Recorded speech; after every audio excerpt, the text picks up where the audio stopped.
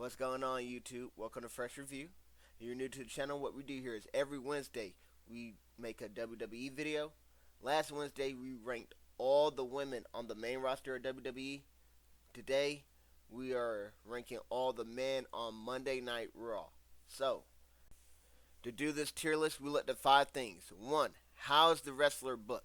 Are they winning matches? Are they losing matches? 2. What is their in-ring ability? How good are they in the ring from bell to bell, start to finish? 3. What is their mic skill and their character work? What are they when they're cutting promos? What is their character? Do they have a great gimmick? 4. The audience connection. What is the audience reaction when they come out? When they are having matches? Are they getting loud reactions? Or are they getting no reactions? And 5. Their star power. Are they box office? Are they a draw? Will you pay to see this wrestler or not? Now, those are the 5 things we looked at to do the tier list. And the tiers, there's 6 of them.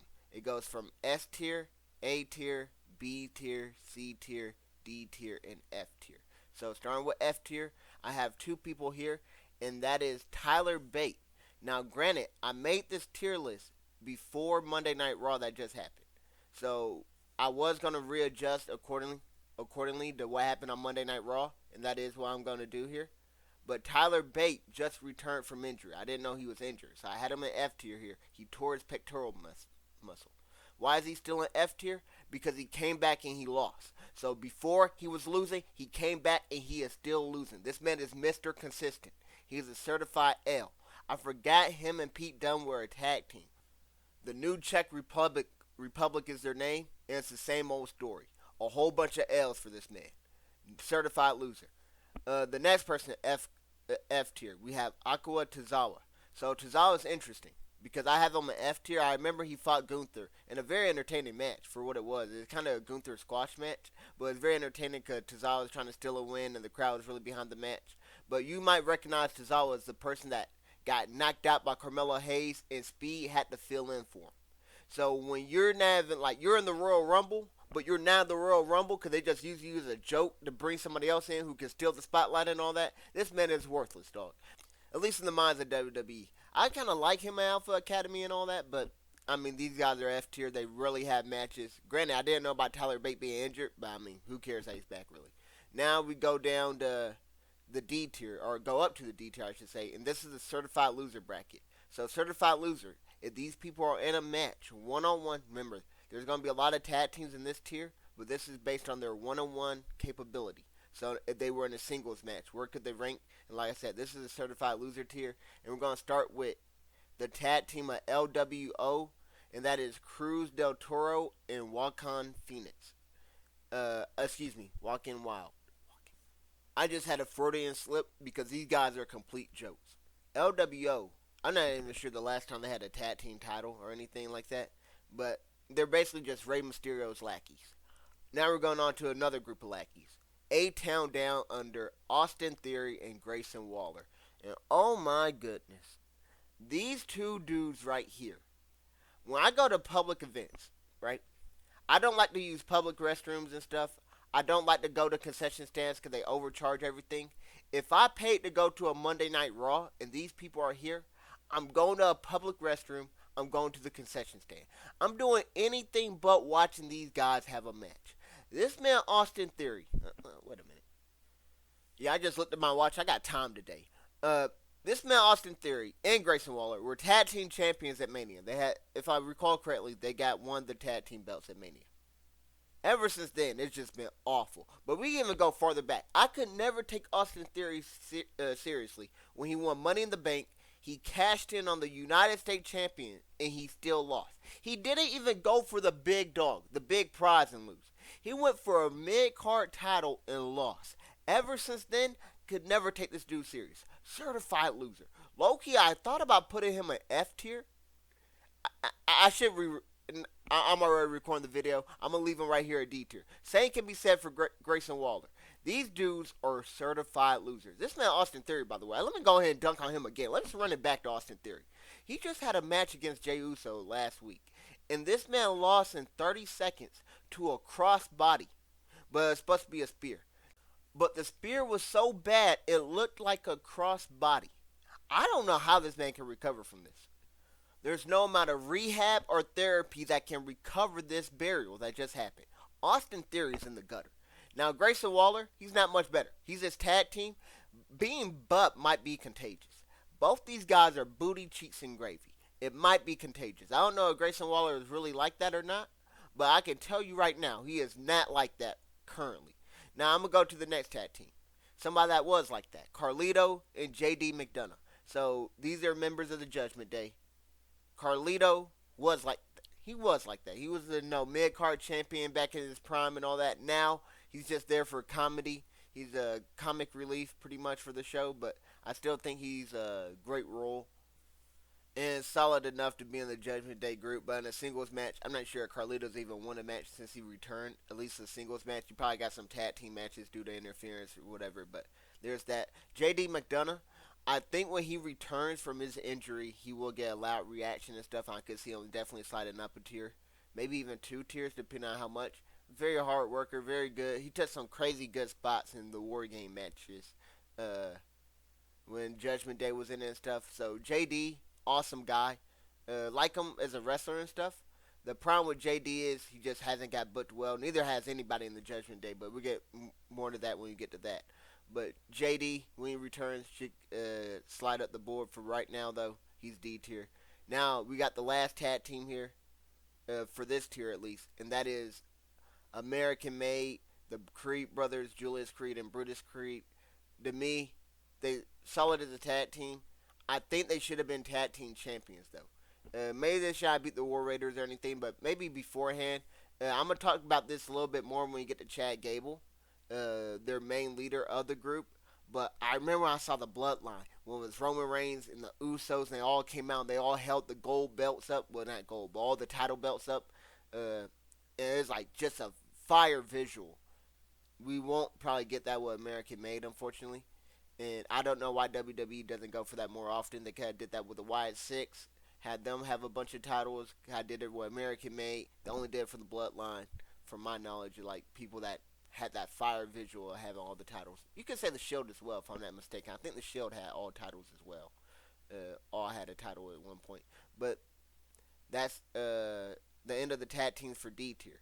Now we have 2 more people in D tier, and these 2 are at the top of D tier. They're D plus in my opinion, and that is Pete Dunne and then Otis. So Otis is at the top of D tier, and Pete Dunne's right behind him. Pete Dunne had a great feud with Sheamus, where they were out there throwing haymaker after haymaker. It was banger after banger. I love their Stony Brook match. I think that's the final match of their feud, and I think that is definitely the best one, if I'm not mistaken. But I love that match. It's basically a brawl, pub style, anything goes. Sheamus came out victorious, but Pete Dunne definitely impressed me in that. He got this joint manipulator gimmick where, you just bends back your fingers and dislocate them, but I guess they don't stay dislocated because everybody just keeps fighting. But, I mean, he loses most of the feuds he's in. But I think he did beat Sheamus once or twice during that feud and stuff. So, I mean, Pete Dunne, he's booked decently well, but, I mean, he's kind of is just a certified loser. And, unfortunately, we have Otis in this tier. And I think they fumbled the bag drastically with Otis. Because Otis and Chad Gable, if I'm not mistaken, I don't think they ever had a one-on-one match. And, Otis was getting bullied by Chad Gable. Then they finally turned Otis, made Otis stand up for himself. And I think they took way too long on the Otis standing up for himself thing. But when they finally did it, it was awesome. But it seemed like they didn't want to have that match. And it seemed like they were waiting to have that match for Mania. And I think that's one of Triple H's biggest problems. Where something could be hot, but then he seems like he wants to hold it for Mania, for example. Because I think Gable and Otis should have fought even at a PLE. I think that would have been awesome, but they definitely should have had a match way sooner. And I felt like they wanted to go the slow, long-term booking route, and then it got so long-term and it became stale, and nobody wants to see Otis versus Gable right now. But when people want to see it, you got to give it to them, right? But that's the end of D tier. That consisted of 10 people. Now we're going on to our next tier, and that is C tier. This is the mid-card contender tier. So these are people that could challenge for the U.S. or IC championship. In this case, the IC championship since it's Monday Night Raw. But you probably wouldn't expect for them to win it, right? These are mid-card contenders, but they could go in there and put on a really good match. Now, at the bottom of this tier, we have Dragon Lee. And I put Dragon Lee here because I probably had him down there with the other people at LWO until he just had a match. And dang, who did he fight? I can't remember who he fought. but I know it was a really good match, and it impressed me enough to put him at the bottom of C tier. Now, if he wants to go be Braun Breaker's next victim, I'm all for it. Right now, we're going on to our next people on tier list. It's another tag team, and these are the War Raiders. They're the tag team champions right now, and I think they will be going on to face the New Day at Mania. And I hope the New Day win that match. I think the War Raiders, when they won and beat the Judgment Day, if I'm not mistaken, to get the titles, I was happy for them. Good moment for them, especially after they came back from injury. But the reason I got them above the other tag teams, if they're in a singles match, uh, since they're the champions currently, they're going to get protected a little bit more than the other tag teams. They're going to get a little bit better booking. But overall, I don't see either of them being single competitors and becoming champions. Now, after that, we have some people that could become champions if WWE recognize their talent, because they definitely have the talent to do it. And these are the next four people, all C plus, I will say. And at C plus, I have Ilya Dragunov, NXT call up, was doing okay as a call up, but he got injured, I believe torn ACL, so he's out for a while. I think they might have even had him go after Gunther. That could have been a potential match, perhaps, but we never know because he did get injured, unfortunately. Right after that, we have Gunther's right hand man, Ludwig Kaiser. Very talented person from Imperium. I think that Ludwig Kaiser just got up to C plus tier because before he was up like D tier. He's a certified loser, always going out there losing. If he was in the match, you knew he was going to lose, but it's going to be a solid match. I think he's a really good wrestler.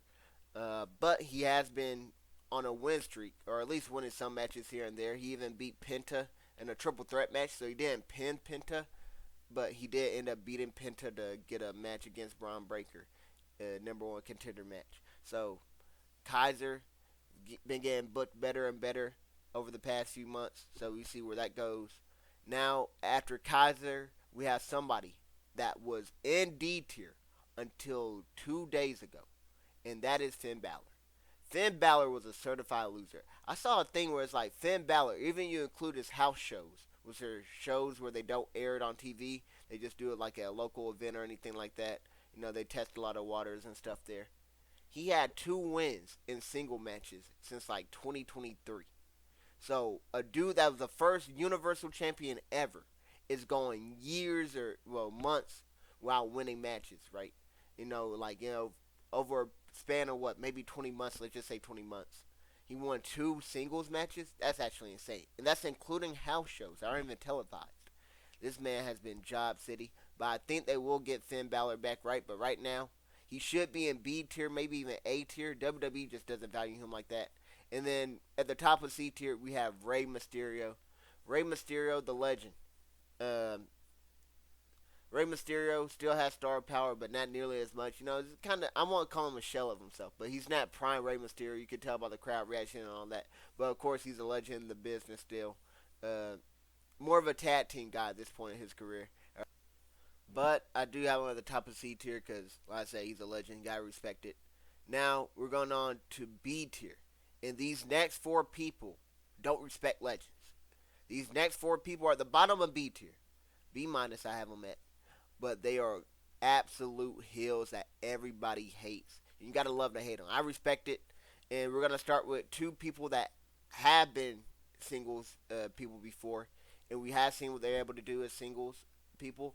That's Xavier Woods and Kofi Kingston. So the New Day members, super heat. Crowd reaction is off the charts. Love their turn. Their promo they did was so fire when they were going at each other. And then the next week, it's finally the anniversary for the New Day. I believe it had been 10 years. They even bring out Big E. And you think Kofi and Woods are finna go at each other. They're going to turn? No. Well, yes and no. They did turn, but it wasn't on each other. They turned on Big E and they turned on the New Day in the WWE universe. Loved it. Ever since then, I'm like, yo, these guys need the tag team titles because the heel heat they have right now is nuclear. And I think they will get the tag team titles at WrestleMania. And I will be absolutely happy for these guys. Unlike a lot of other people that might be booing them and being disgusted. Oh, the New Day. I love a great heel getting the title. I love seeing the crowd just hate. Right? It's like you ever go to an NBA game or you watch an NBA game and you see a buzzer beater that ends it. I just love looking at all the crowd's reactions where they just get deflated. Oh my goodness, the crowd when the New Day wins, chef's kiss at Mania. Now, right after that, we got another two people that they might get hated more than the New Day. Let me know in the comment section who you hate more, and you guys actually see them entering right now. Logan Paul. Well, actually, no. Let's first start with Dominic Mysterio. Then we go to Logan Paul. But those are the next two people. Dominic Mysterio. I know why everybody hates Dom, because they're jealous. Dom has a dime piece on his side. And you guys did see the women's wrestling thing. Dom has Liv Morgan, who I put in S tier. But before Liv, he even had Bloody Rhea Ripley, who I also put in S tier. So this man went from an S tier to an S tier. This man is a living legend. I understand why you hate Dom. Y'all be going from F tiers to F tiers. But that's a different story. Now let's go ahead and go on to our next person, Logan Paul. Logan Paul is interesting because unlike the other three, I think they got over, well, not over with the crowd, but they get hated by the crowd because of their wrestling gimmick and character work, which is great. Logan Paul, maybe his gimmick and character work I actually do think is great. But I just don't think a lot of people like Logan Paul as a person, so that's why they boo him. It's a little bit different than the other three. But Logan Paul, WWE values him really well. He got the star power, big name. He had the U.S. title and held it hostage. Had like a 220-day reign or something. Only had like 2 title matches. Or maybe 3, you count the one he lost to LA Knight.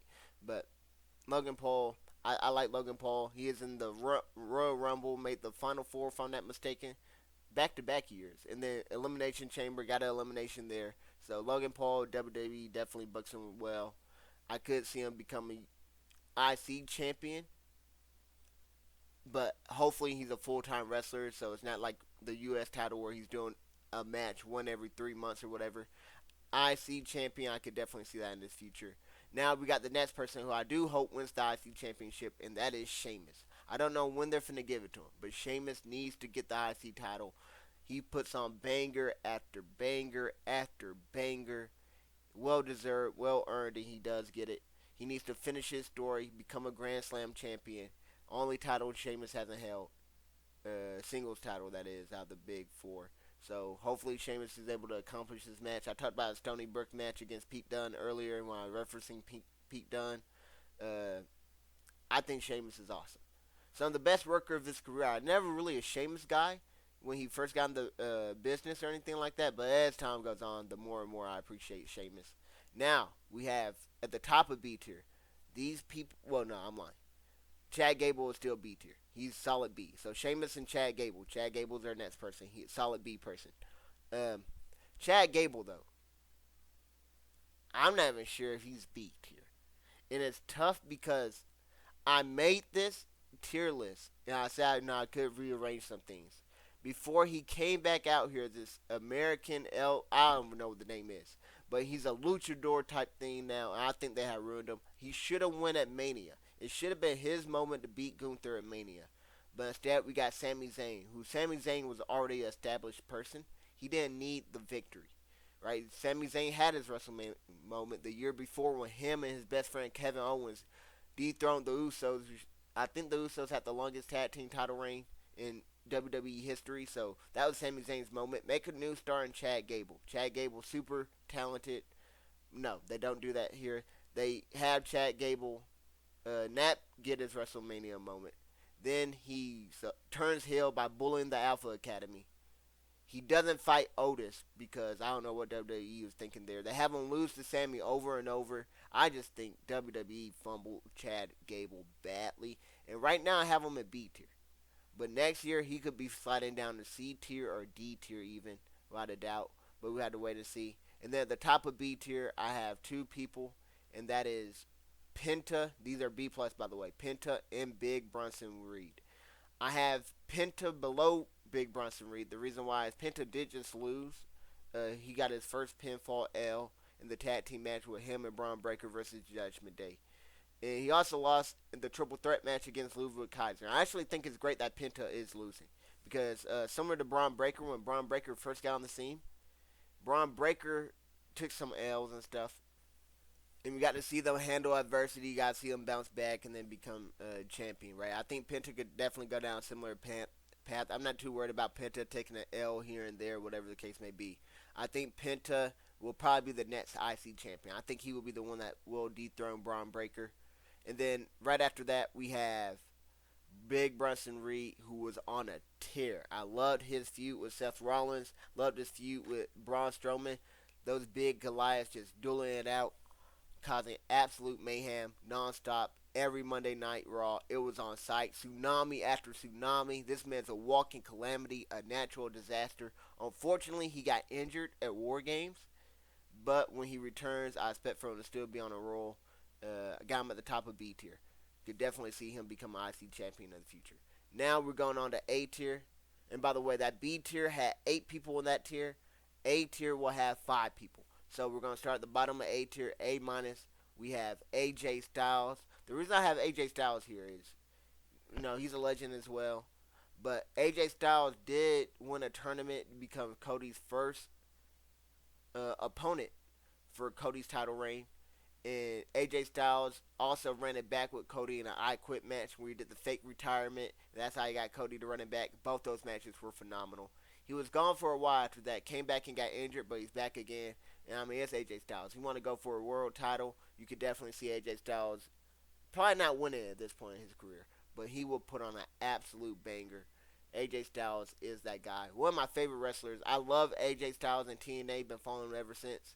And I was like, yo, this dude might be the best wrestler in the world during his TNA span. He still got it. He's not best wrestler in the world level or anything right now, but he can still, as you saw by the Cody matches, go out there and put on a 5-star classic if need be.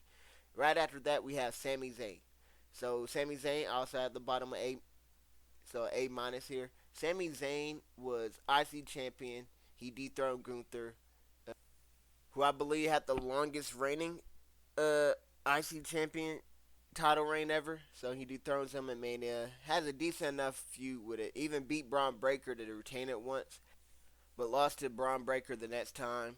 And then goes to War Games as Sammy Uso, helps help Roman and the Bloodline defeat the new Bloodline. So I mean, Sami Zayn, you can see he's very integral in what everything WWE is trying to do, and of course WWE values him really well. I think he's a great wrestler and stuff. I just don't think he needed that moment at Mania, because I think he's already a made man.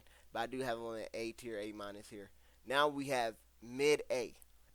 So this is just a straight up A. And I'm not sure if I said anything here about the tier, but this A tier is the world contender tier. So these are people that could go and compete for a world title, and they may or may not win, and that's okay. But they are well deserving of getting a title shot at least. And right here at mid A, I have Braun Breaker. And this is actually crazy because Braun Breaker should kind of be in B tier. You think about it, since B tier is the IC championship. But Braun Breaker is more than just the IC champion. The way they're booking him, how dominant he is, and how over he is with the crowd, got the crowd barking, how he's going, gaining more and more star power the weeks go on. Of course, everybody that doesn't know about wrestling knew, like, seeing the I Show Speed Spear that happened at the Royal Rumble. So I mean, I think this guy's one of those next man up type things. He's just having the IC title, but when he drops it, similar to Gunther, he will get elevated up the card even more and become a top tier player. And then right above him, I have somebody that's even more over with the crowd, and that is Jey Uso. So still in just solid A, I have Jey Uso here. And Jey Uso is the man of the hour. So Jey Uso, somebody you either love or hate him, it seems like, right? The crowd loves him. A lot of people watching at home don't like him and stuff because they say his moveset's bland and all that. But we go over the year that Jey Uso had. Jay and his brother had a horrible match at Mania. And it was one of the matches where I was like, I knew it was bad. The only reason, I think I gave it a bad score, like 1.5 stars out of 5. And the only reason why it was even that high, because the crowd loved the match. They were yeeting and no yeeting all the way throughout. But Jey Uso goes on. Thought he did really good cutting promos, leading up to Money in the Bank. But he goes on to win the Royal Rumble. And, it's a controversial thing because a lot of people don't like him and stuff. I had no problem with it. I even said it in the video there. I like how the feud just got turned better. With Gunther blooding up Jimmy Uso, That means so much. Now the feud finally got some legs to it because Jay unfortunately was botching and stuff. And it seemed like WWE tried to play off that, and they had him botched the next week. So after he felt the suicide dive or the top rope lunge, whatever it was, on A-Town Down Under, he felt that. They came back the next week. They had him slip and fall over his own 2 feet like he's clumsy and Humpty Dumpty and all that. But I'm like, I see what you're trying to do, WWE, but we need a little bit more. Him watching his brother get bloodied and beaten up and choked out by Gunther while Jay's handcuffed. He can't do anything about it. Perfect job. I think Jay's solid A right now. Even at it, I expect for him to win at Mania, but even after that, I probably still have him solid A. I don't think he can jump up to S tier, and you'll see why. Because at S tier, I have at the bottom of this, I have Gunther. Now, I actually had Gunther at A tier. I had him at A plus. So Jay and Braun are A, and there's nobody in A plus. It was Gunther, but I had to change it after what happened Monday night. They finally gave Gunther his aura back, gave him some swagger. Cause I thought they turned Gunther to a little pansy. I ain't gonna lie to you. So after he lost to Sami Zayn at Mania, lost the IC Championship, he goes on, becomes King of the Ring, wins the title there against Damian Priest. So after that, he goes on, faces Randy Orton in a great match. They run it back, King of the Ring rematch, this time for the title. Great job by Triple H and the boys with the long-term story booking. Because I hated how that match ended at King of the Ring with him and Orton. And now we get to see him run it back with an actual finish. But after that, they had him lose to Cody Rhodes at Crown Jewel. Had no problem with that. Champion versus champion. Somebody got to lose. Thought it was great how they protected him, how he lost. But man, he ends up fighting Sami Zayn, and like he's not going up to the challenge to Sami Zayn. He's like, nah, I don't want to fight you, Sami, whatever. It seems like you're scared. Then Damian Priest just calls him scared. And then Gunther tries to ambush Damian Priest. He can't even like get an ambush on Damian Priest, right? I don't know what WWE's thinking. They got this behemoth, this dude that's like built like a monster, or booked like a monster, I should say. And like he can't even sneak attack somebody. What's going on? Then when he does finally get the one-on-one match and they're together, it's like he's gonna lose every time to Damian Priest unless Finn Balor comes out here and screws him, right? And then he gotta get help to win a match against Damian Priest. I'm like, what are we doing, WWE? But they finally got this man back in the S tier category. Good job, WWE. Now we're in the next people in S tier. There's 5 people here. Gunther was the first one I mentioned. Now we're going to Seth freaking Rollins. And Seth lost his title at Mania, right? But before that, I love how they booked Seth with like he had this knee injury and they just made him an absolute warrior. Where, he had a legitimate knee injury, not just some wrestling stuff where, they try to, oh, he's injured, but he's really not, whatever. Not. Seth was legitimately injured, and he wrestled back-to-back at Mania. He, in that tag team match against The Rock and Roman, fire. Great job. One of my favorite matches of the year. Then the next night he fights Drew McIntyre in another fire match. And then, he got missed some time for a while. But he comes back and he gets screwed out of the title. But, he couldn't fight Damian Priest again because stipulation.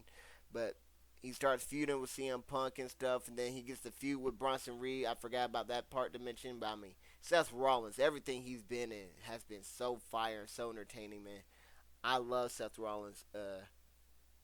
Probably the most I liked him. I think he's an underrated wrestler in the ring. A lot of people don't talk about how good he is in the ring. Maybe because, everybody knows it or something. But I think Seth Rollins is fantastic in the ring. One of the best in the business, if not probably the best. I definitely got him top 3 in-ring ability-wise. But we're going on to our top 3 left in this division in S tier. And all these were tough to rank. And my apologies about the gameplay in the background. I've been yapping for so long, I ran out of footage. So I just re-looped the footage you guys are going to see from the matches or whatever. But what we have right here at number 3 is John Cena. So John Cena's at 3. And him and Cody just had a promo so fire. I thought about changing it and putting Cena at 1. But I'm going to leave him right here at 3. And truth be told, all these people are S tier. And S tier means world champion. So that means they should get the title, have a long title reign. They all deserved it and earned it. That's what S tier means. We're splitting hairs here. I could have put them anywhere between 1 through 5. All these people are fantastic, right? the highest honor being S tier, and that's what I got for John Cena. Now, John Cena heard me put him in S tier, and then he probably cut a promo on me and called me trash. But I mean, it's okay, John Cena. We still love you. Now, we are at the final two people, and these two people had a feud against each other. It is Drew McIntyre and CM Punk. Now, Drew's interesting. The reason I had Drew on Monday Night Raw and Friday Night SmackDown is because I did the roster thing on the game. I look at the game to make sure I didn't miss anybody. I actually did end up missing somebody. I forgot to say it, so I will end up saying it at the very end of the video. This person I did miss, but I looked at the game. On the game, they had Drew McIntyre on Monday Night Raw. I know he went through the transfer portal to go over Friday Night SmackDown through the feud and all that. And same with Damian Priest. But they had Damian Priest on SmackDown, and then they had Drew McIntyre on Monday Night Raw. So I said, just in case, I want to make sure I don't double up and say the same person twice, or forget anybody. I just want to use the game's roster what they had. So they had Drew McIntyre on Monday Night Raw. They had John Cena on No Brand, and I feel like that's kind of accurate. 'Cause I seen John Cena on Friday Night SmackDown and Monday Night Raw, if I'm not mistaken. So I just put Cena on Monday Night Raw here. But for these final two, CM Punk, Drew McIntyre, I have CM Punk at number 2. And the main reason why is CM Punk has been getting booked really well. I think Drew McIntyre is more deserving of a title shot than CM Punk. That's no knock on CM Punk. I think he's fantastic. I'm glad he's getting this WrestleMania main event. Now, does Punk consider a main event? Because everybody goes back to his AEW line where he took a shot at WWE and said, oh, you could main event day 2 of a 4-night extravaganza, or whatever the case may be.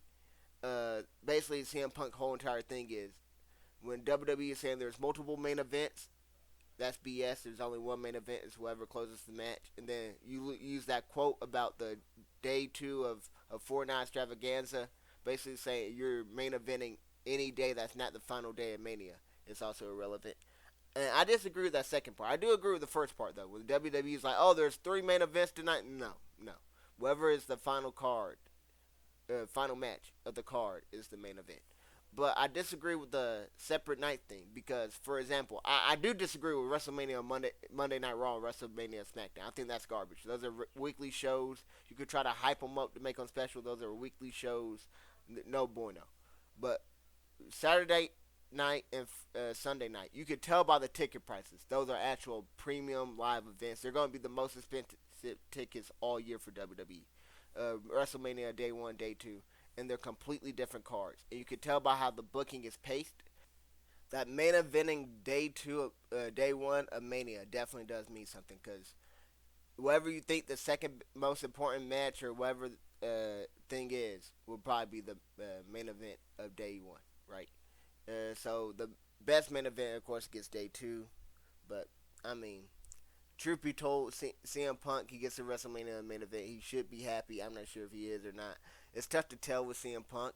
But I love this favorite thing he's doing with Paul Heyman. I love how he aligned himself with Roman. And then all the Paul Heyman between stuff. Oh, I think it's all fantastic. His feud with Seth Rollins I want to talk about, though. Too many finishers for my liking between those two. But his feud with Drew McIntyre. Oh, my goodness. That was peak. That's one of the best feuds of all time. Now, I'm not sure if people are going to talk about it enough, but when I say one of the best feuds of all time, I'm trying to think of a feud right now I think that would be better than that. You might have Shawn versus Taker, and that's fair. But, man, Cody versus Roman's interesting as well, and that all happened the same year. Man, it's such a good time to be a wrestling fan. But the main thing that hurt CM Punk, he missed time due to injury. And he doesn't wrestle as much as some of these other wrestlers, right? Or at least on main shows. But his promos, oh my goodness. I think all these people on S tier are great on the mic, but CM Punk, I think, might be the best. And that's saying something. Him and Cena are up there. But let's talk about number 1, Drew McIntyre. Drew McIntyre is right there with him. I think Drew McIntyre has been getting better and better on the mic as time goes on. I think this is the best Drew McIntyre has ever been. I wanted Drew McIntyre to win at Mania against Lesnar, but he didn't really have his moment because there was no fans there, but he did win. Then when he did win at Mania this year, it kind of felt short because, he went to go gloat in CM Punk's face, and CM Punk basically cost him the title and stuff, and then he gets cashed in on. Then he's having another match. He's fighting. He might win the championship. CM Punk goes in there. He ambushes him again. Like these two hate each other. He wins Money in the Bank, cashes in, fails to cash in because of CM Punk. Like everything about this man, CM Punk and Drew McIntyre to me have to be at the top of S tier because the feud they had was so insanely great. Like both of them deserve the title. I just gotta give a slight edge to Drew because I just feel so bad for him. Cause he's a two-time world champion. He won one of those titles in front of zero fans, and then he won the other title and only held it for like 5 minutes. But other than that, I mean, it's a tough list. Let me know how you guys will organize the top five of Gunther, Seth Rollins, John Cena, CM Punk, and Drew McIntyre. But let's also talk about the person I did forget, and that was Karrion Kross. So Karrion Kross is someone I have in C tier. C tier is the mid card contender. I could see Karrion Kross going after IC championship, but I don't see him winning it because they just don't utilize him enough. They do have him just lurking around in the background and cutting some promos here and there, but they don't really ever have him fighting in matches or anything like that. So I do have Karrion Kross in C tier. I think if they do get him back in the ring, he could definitely climb back up to B tier even. But for right now, he is C tier. Now that will conclude this video. So if you enjoyed it, let me know in the comment section down below.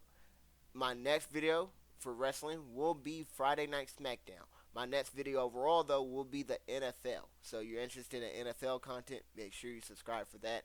We got a lot to talk about. We definitely do.